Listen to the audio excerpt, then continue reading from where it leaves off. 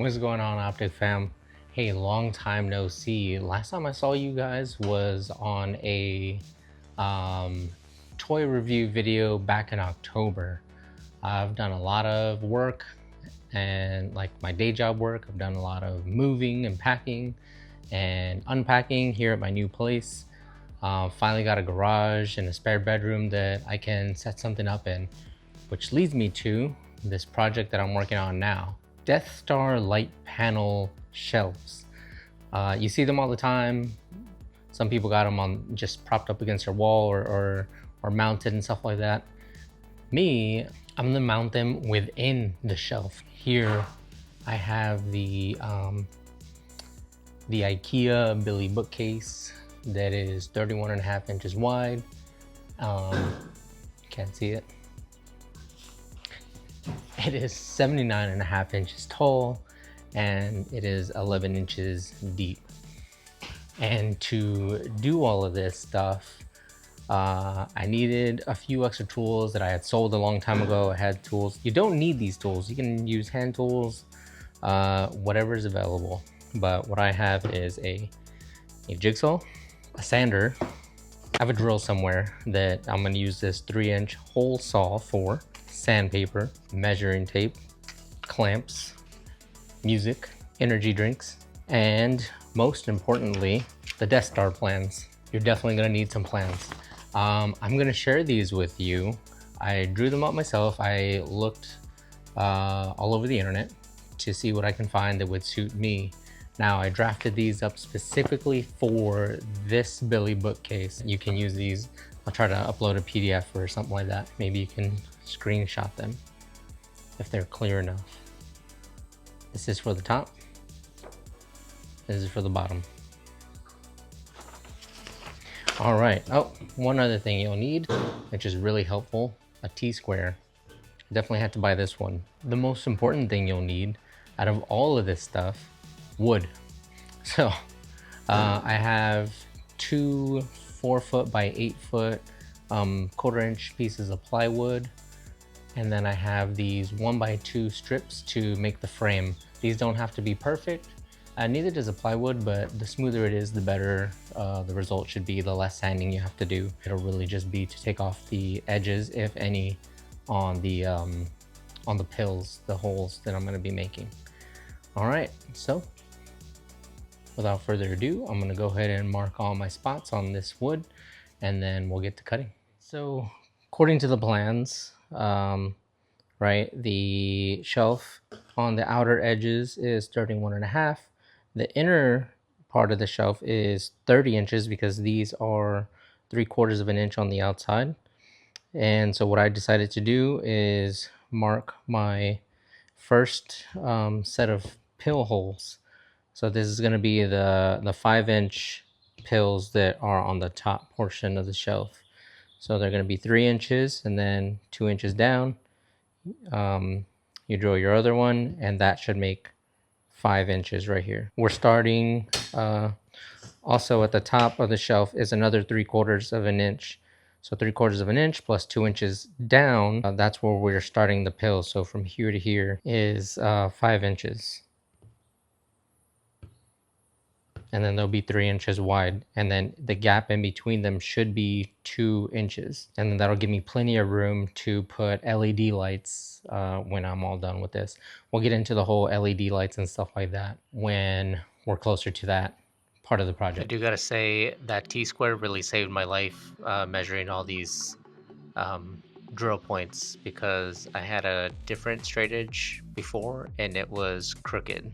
So I had to go and grab this. One thing that I don't go over in this video is the height of the shelf. Well, I say that it's 79.5 inches tall, but I cut it shorter than that because the way the Billy bookshelf is built is that it has a little cutout for footboards in your house so that your shelf can lay flat against the wall. So this is about 70 inches tall versus the 79 that it truly is. And you'll see me use the jigsaw to cut the side. A circular saw would definitely be better in that situation. Okay, so I finished what I thought was going to be the most tedious part, which is drilling all the holes for the pills, but it's not the most tedious part. The most tedious part is going to be turning these circles into ovals now, because I have to cut the space between the circles. I already did one and I messed it up, so I have to remember to undercut first and then sand down afterwards, because it's easier to fix when it's undercut than overcut. To me, it looks pretty bad. I'm pretty self-critical. One thing that I did do that I will show you is I put the two boards together. I don't know if you can tell that there's two pieces of plywood here, but instead of doing them separately, I put them together so that I only have to do the job once. But you can see I connected my first one here. It doesn't look too bad on camera, but that is the top. I should have started with the bottom. So you can kind of see where I overcut here. I sanded it down, and then I overcut a little bit here. I sanded it down, and it just looks weird. From here forward, what I'm gonna do is undercut, and then I'll sand it to be where it needs to be.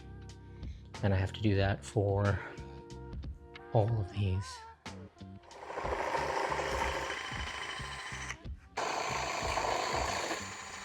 Much better undercutting. Now it bows in.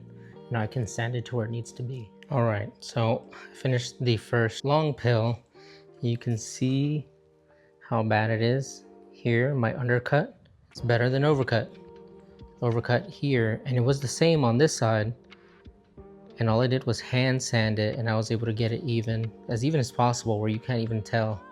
And since I have an electric sander, I'll make short work of all of this stuff and get it as even as possible. This is gonna be so freaking cool. I finished cutting all the pills out. Some are still a little crooked. I haven't gotten really to sanding. I just sanded off all the sharp edges. So I'm either gonna sand down the stuff like this, or I'm gonna go back with the jigsaw and try to correct it that way, which has kind of worked. It's quicker to use the jigsaw, but if I can help it, I'll probably just use the sander. All right, so next step is correcting the pills and sanding. Fixing imperfections and sanding is complete.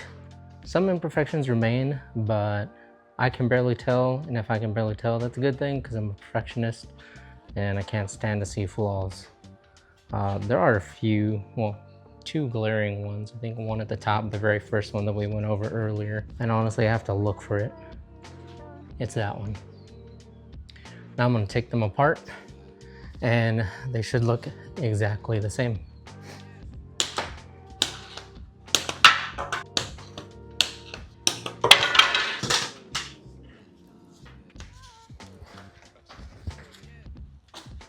And with that, voila, got two. They are slightly different colors, but doesn't matter because they're going to be painted. Gotta do this side. I might have to resand this side. Sanding is not complete. Complete for this one. Need to do this one because this was sandwiched in the middle, and so it didn't get any love. Just like this is the back of. Well, this was also sandwiched, so that also needs some sanding. But it's just detail sanding. I gotta sand the bottom. Other than that, paint LED lights. Maybe another video, but pretty much done with this part of the project. All right, so what I do have left is I have to make the frames now. And the jigsaw is not doing such a great job at cutting these little pieces. So I have to kind of resort to using these little stands here that I bought for working out as my sawhorses. Oh, now it's going smooth. That's good. So now I gotta test fit the width of this piece. Earlier, a piece that I cut was really bad. And you got sharp edges like that. Okay, check the back side, which is the most important. And it does fit, so So cut 3 more pieces or 4 more pieces, and then the side ones, which are going to be this length. So it'll be a frame like this, and then obviously other side and bottom. And then I'll screw this into these, and then I have to find a way to mount the whole thing into the shelf so that it doesn't fall. All right, so I thought it was done with the woodwork, but no, not close. Close, but not close. Then I'll get into the electronics, the Mylar, the LEDs and stuff like that. All right, here's a little retrofit I did at the back and the front without the frame. Next video will be a little bit more sanding, painting, and details for what's to come. All right, Optic out.